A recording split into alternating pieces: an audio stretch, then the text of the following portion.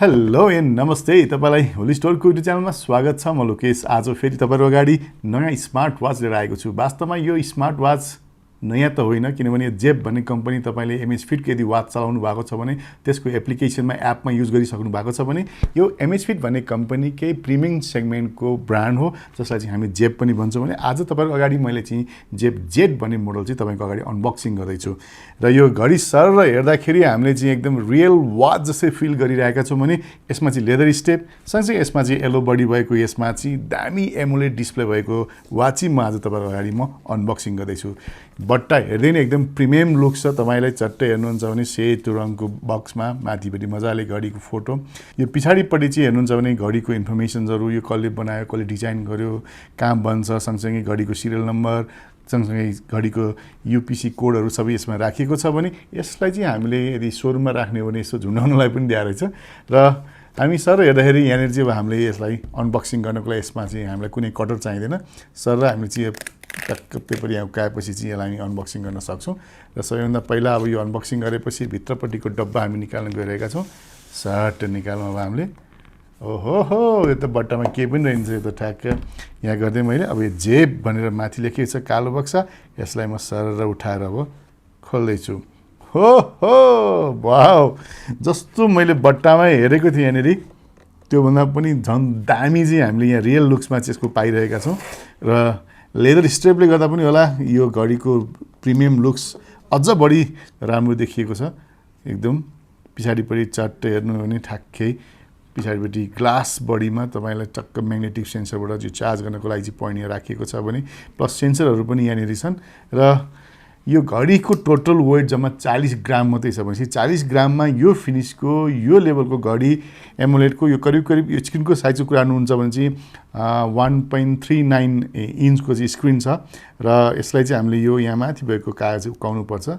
त्यसपछि चाहिँ हामीले यहाँनिर एमुलेट डिस्प्ले यहाँनिर हामीले पाइरहेका छौँ। यो चाहिँ ठ्याक्कै स्क्रिन छ। भने अब हामीले बट्टाभित्र के आउँछ अब हेरौँ। अब बट्टाभित्र हामीले हेर्दाखेरि चाहिँ यहाँनिर चार्जिङको लागि चार्जिङ हाम्रो चार्जर हामीले पाइरहेका छौँ, म्याग्नेटिक चार्जर हामीले पाइरहेका छौँ। यसलाई पनि खोल्ने कसरी रहेछ, यो सजिलो रहेछ, फोल्डिङ सिस्टम मैले ल्याएर छ, टक्कसँगले हामीले गऱ्यौँ। र यो हेर्दा चाहिँ एकदम म्याग्नेटिक चार्जर छ। यो चाहिँ हामीले लगभग एप्पल वाचमा पाए जस्तै स्टाइलको छ। यो ठ्याक्कै यसरी चार्ज गर्न मिल्ने रहेछ। यहाँ ठ्याक्कै म्याग्नेटिक समात्यो। र त्यसपछि यो बट्टाभित्र अरू के छ अब हामी हेरौँ। यहाँ भित्र हेर्दै जाँदाखेरि अब हामीले बट्टामा के पाउँछौँ त अब हो, केही छैन, बट्टा ठुलो। तर यसलाई चलाउनको लागि चाहिँ सेटअप गाइड्स चाहिँ हामीले क्विक स्टार्ट गाइड सधैँ टोटल प्रोडक्टको चाहिँ म्यानुअल चाहिँ हामीले यसमा पाइरहेका छौँ। भनेपछि हामीले घडी किनेपछि नर्मली कसरी चलाउने भन्ने कुरो पनि हुन्छ, त्यसकारण यो चलाउनलाई यो गाइड हेऱ्यो भने पनि हुन्छ। अब यसपछि अब हामी आउँ यो घडीलाई एक्चुअली अन गरी हेरौँ। अब म यहाँ थिच्दैछु, पक्कै हो जेप भनेर चट्ट आयो माथि, लुक्स दामी, इङ्ग्लिस, क्युआर कोड आयो। र जहिले पनि स्मार्ट वाच चाहिँ हामीले युज गर्दाखेरि चाहिँ यहाँ भएको एप्सलाई चाहिँ हामीले चाहिँ स्क्यान गर्नुपर्ने हुन्छ। र म अब यो जुन म साइन अप नै छु। तपाईँ चाहिँ यदि एन्ड्रोइड युजर हुनुहुन्छ या एप्पल युजर हुनुहुन्छ भने दुईटैमा चाहिँ यसको एप्स एभाइलेबल छ। र अब यसलाई चाहिँ हामीले चाहिँ स्क्यान गरेर चाहिँ हामीले यसलाई एड गर्न सक्छौँ। अब यसको प्रोफाइलमा गएर चाहिँ हामीले चाहिँ एड न्यू डिभाइस गर्ने छ। यसमा वाच गर्छु, एग्री।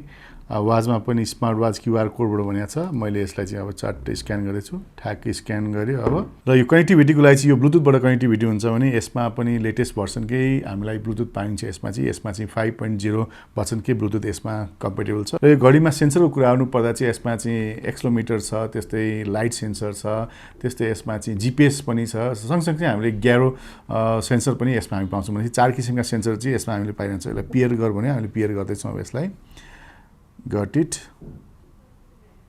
बाइन्डिङ दुईवटा वाचको अब यो हामीले चाहिँ अब एप्सको माध्यमबाट यसलाई चाहिँ बाइन्डिङ गरिरहेका छौँ। अब के भयो हेरौँ। अब करिब 10-15 मिनट चाहिँ हामीले अलिकति सेटअपको लागि टाइम दिनुपर्ने हुन्छ।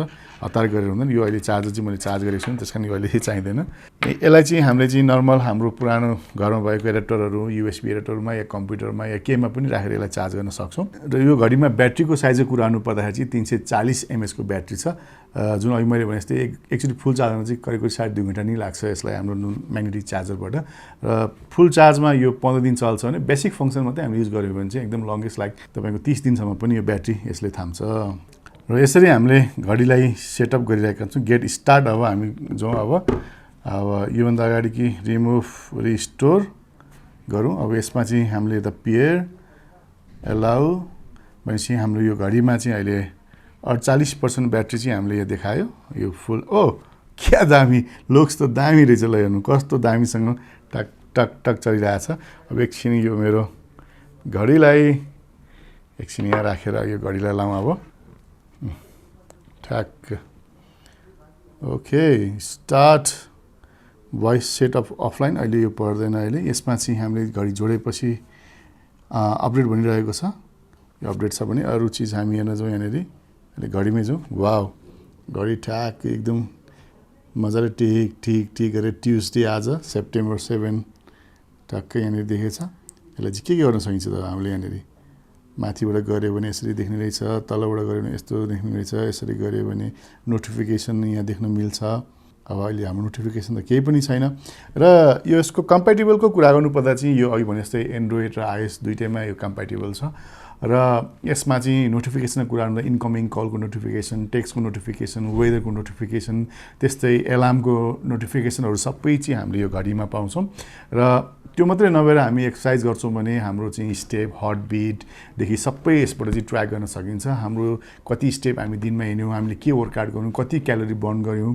र यसमा त्यो हुँदाहुँदै साथमा चाहिँ हाम्रो स्लिप मोनिटरिङ पनि गर्न सकिन्छ। जसले गर्दा चाहिँ हामी यो लाएर सुत्यौँ भने चाहिँ हाम्रो स्लिपको लेभल के छ भन्ने कुरो पनि यो घडीबाट हामी मोनिटर गर्न सक्छौँ।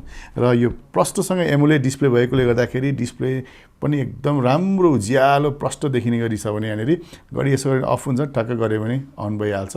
ठ्याक्कै एप्पल वाच कन्सेप्टमै छ यो चाहिँ। यसो हेऱ्यो भने ट्याक ट्याक ट्याक हामीलाई चाहिँ एनालग डायलको सिस्टम दिएको छ, जसले गर्दा चाहिँ रियल वाच नै लगाएको जस्तो फिल पनि हुन्छ। यो थियो आज एमएच फिटको यो नयाँ आएको जेट भन्ने घडी सम्बन्धी केही जानकारी। हजुरहरूलाई कस्तो लाग्यो? र यस्तो नयाँ नयाँ भिडियो त म लिएर आउनेछु। तबसम्मलाई बिदा लिन चाहन्छु। जानुभन्दा अगाडि जेप तपाईँलाई मन पर्यो भने हाम्रो स्टोर या यो भिडियोको तल राखिएको लिङ्कमा क्लिक गरेर तपाईँ अनलाइन पनि अर्डर गर्न सक्नुहुन्छ। र यसको प्राइसको कुरा गर्नुपर्दा यो चाहिँ 48,000 रुपिज नेपाली इन्क्लुडिङ भ्याट पर्न आउँछ। बाई बाई अनि नमस्ते।